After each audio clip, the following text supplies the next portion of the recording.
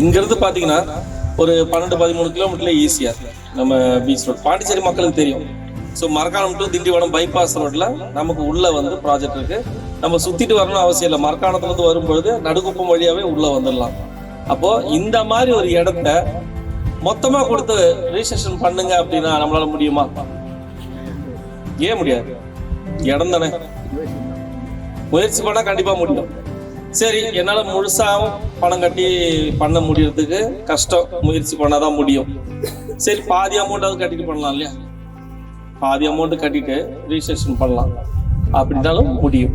இல்ல என்னால சுத்தமா முடியல, எனக்கு மாச தவணை முறை வந்தா நல்லா இருக்கும் அப்படின்னா அதுவும் முடியும். இந்த 3 வாய்ப்புமே டிவைன் ஹவுசிங் அண்ட் ப்ராப்பர்ட்டிஸோட எம்டி பிரவீன் சார் வந்து இந்த ப்ராஜெக்ட்ல கொடுத்துருக்காங்க. இம்மிடியட்டா என்கிட்ட கையில காசு இருக்க உடனே ரிஜிஸ்ட்ரேஷன் பண்ணிக்கலாம்னா தாராளமா பண்ணிக்கலாம். கம்பெனி வந்து மாச தவணை முறையில் கொடுக்குறாங்க அப்படின்னா வட்டி இல்லாம தான் கொடுக்குறாங்க. இங்க நிறைய கஸ்டமர்ஸ் இருக்கீங்க.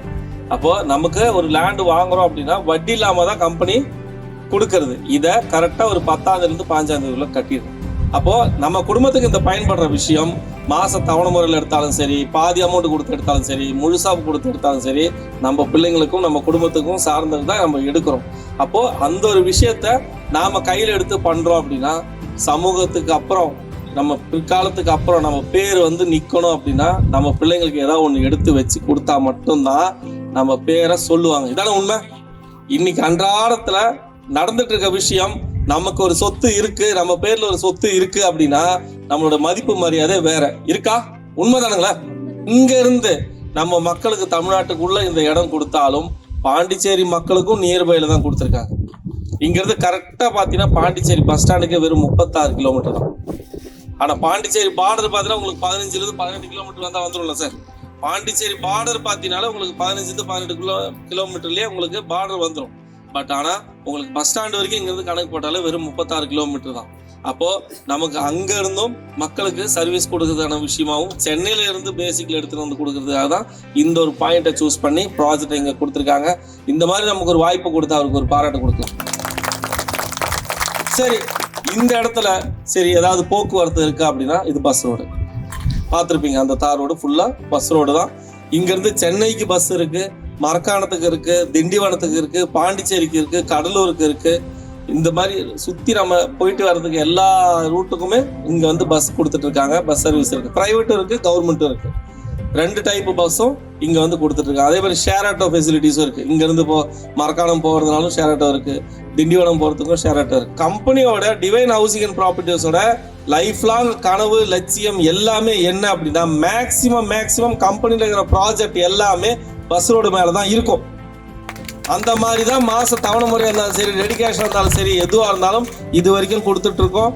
இனிமேலும் அப்படிதான் இருக்கும். ஏன் அப்படின்னா ஒரு சின்ன ஒரு 4 கிரவுண்ட் ஒரு வீட்டு மேல கஷ்டப்பட்டு ஒரு நபர் வாங்குறாங்க அப்படின்னா என்னெல்லாம் பார்ப்பாங்க?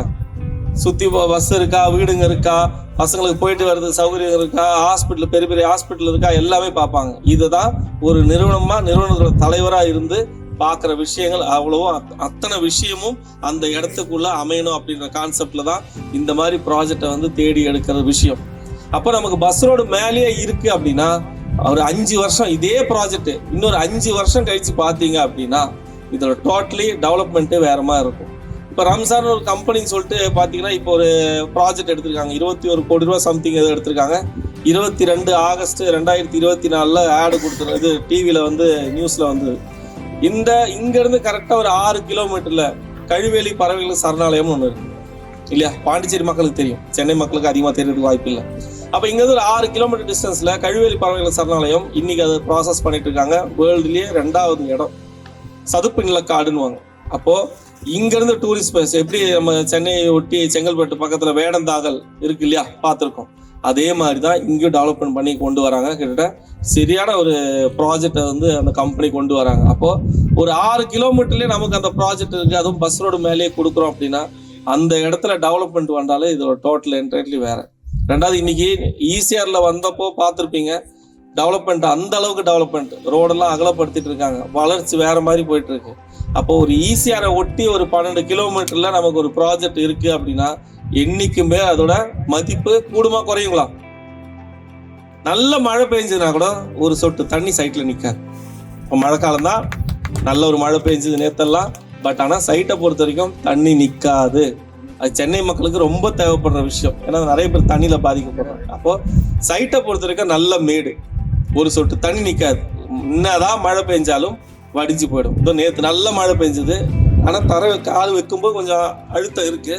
பட் ஆனால் சுற்றி பாருங்கள் ட்ரையாக தான் இருக்குது இல்லையா, அதை கவனிங்க. அப்போது அதே மாதிரி நீரோட்டம் கீழே டவுன்லைனில் பார்த்தீங்கன்னா நமக்கு ஒரு போர் போடுறோம் அப்படின்னா ஒரு 40 அடியிலே பார்த்தீங்கன்னா நல்ல ஒரு தண்ணி இருக்குது. இப்போ அதை போர் போட்டு எடுத்துகிட்டு வந்தாங்க, நான் டேஸ்ட் பண்ணி பார்த்தேன், நல்லா இருந்தது. அப்போது ஒவ்வொரு விஷயங்கள் நம்ம உடம்புக்கும் சரி, நமக்கு சுற்றுச்சூழலுக்கும் சரி, ஒவ்வொரு விஷயங்கள் நம்ம பார்த்து பண்ணி கொடுக்குறோம் அப்படின்னா அதை நம்மளோட கஸ்டமர்ஸுக்கு நல்ல ஒரு முறையில் எடுத்து சொல்லணுன்ற விஷயத்துக்காக தான். அப்போ இந்த மாதிரி ஒவ்வொரு விஷயங்களையும் நம்ம ப்ராசஸ் பண்ணி போயிட்டு இருக்கிற விஷயம். மாதம் கட்டுறதுக்கு என்ன பிளானிங்கோ அதை எக்ஸிக்யூட் பண்ணுங்கள். மினிமம் 900 ஸ்கொயர் ஃபீட்லேருந்து பிளாட் இருக்குது. அது 1200 இருக்குது, 1500 இருக்குது, 2000 இருக்குது. நமக்கு என்ன சைஸ் தேவை, நம்மளால் எவ்வளோ கட்ட முடியும், என்ன ஏதுன்றது பிளான் பண்ணி அதுக்கேற்ற மாதிரி நீங்கள் உங்கள் லீடர்ஸை கூப்பிட்டு வந்தவங்ககிட்ட கரெக்டாக பிளான் பண்ணி எவ்வளோ மாதம் கட்டணும் என்ன ஏதுன்னு சொன்னீங்கன்னா அதுக்கேற்ற மாதிரி அவங்க ஒர்க் அவுட் பண்ணி கொடுப்பாங்க. நான் எப்பவுமே எல்லா இடத்துலையும் சொல்கிற விஷயம் ஒன்று தான், நாம் ஏழையாக பிறகு நம்மளோட தவறு அல்ல, ஆனால் நம்ம ஏழையாக இருப்பது நம்மளோட தவறு. நன்றி, வணக்கம்.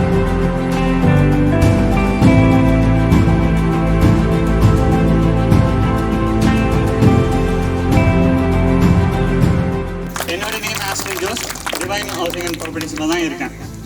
ஓகே, நம்ம இன்னைக்கு ஒரு 2 இன்வெஸ்ட்மெண்ட் பற்றி பேசுகிறேன்.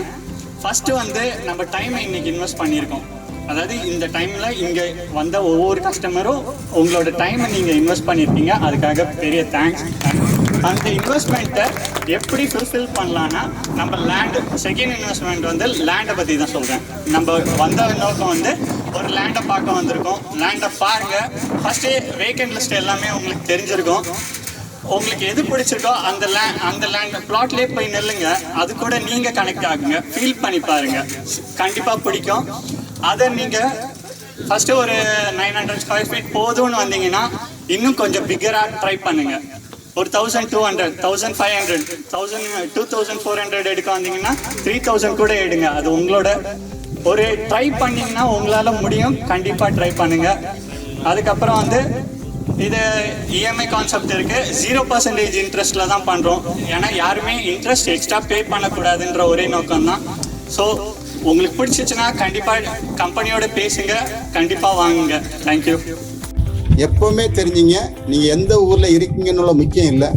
உங்களுக்காவது ஒரு 1/4 மணியோ இல்லை ஒரு 1/2 மணி இல்லைன்னா விலாசமே கிடையாது. சரியா? எங்கே வளர்ந்தீங்க, எங்கே பிறந்தீங்கன்னு முக்கியம் இல்லை. ஆனால் உங்களுக்குன்னு எந்த ஏரியாவது காட்டு பக்கத்துலேயும் மலை பக்கத்தில் எங்கேயாவது ஒரு 1/2 கிரவுண்ட் இருந்தால் நீங்கள் காலர் இல்லைனாலும் காலை தூக்குங்க. எனக்கு 1/2 மணி இருக்கு. பொண்ணை பற்றி வச்சுருந்தோன்னா என்ன பேசுவோம் தெரியுமா? எப்பா ஒரு 1/2 மணி உன் பேருக்கு எழுதி தரேன், பொண்ணை கட்டிக்கோ சொல்லுவோமா? நமக்கு ஒன்றுமே இல்லாத இடத்துல ஒரு 1/4 கிரவுண்டு 1/2 கிரவுண்டு நம்ம வாங்கிட்டாலே நம்மளோட நடையே ஒரு மாதிரி தான் இருக்கும். கரெக்ட் தானே? முடிவெடுக்கலாமா? அன்னைக்கு பக்கத்தில் இருக்கவங்க சொன்னாங்க 10 லட்ச ரூபா சொன்னாங்க, 15 லட்ச ரூபா சொன்னாங்க, ஏக்கரை 20 லட்ச ரூபா சொன்னாங்க, 40ங்கிறாங்க, 60 ரூபா வாயில கிடைச்செல்லாம் சொல்கிறாங்க. ரேட் அப்போ என்னன்னா லட்சத்துக்குள்ள ஏக்கரை வாங்கும்போது உங்களுக்கு தவணையாக இஎம்ஐ கொடுக்க தயார் நாங்கள். ஆனால் அதே இடம் கோடியாக போகும்போது உங்களால் வாங்குறது வாய்ப்பு கிடையாது. இன்னும் ஒரு 5 இயர்ஸில் இந்த ஏரியாவில் இந்த ரோடு ஃபுல்லாக 1 கோடி ரூபா ஆகிடும்.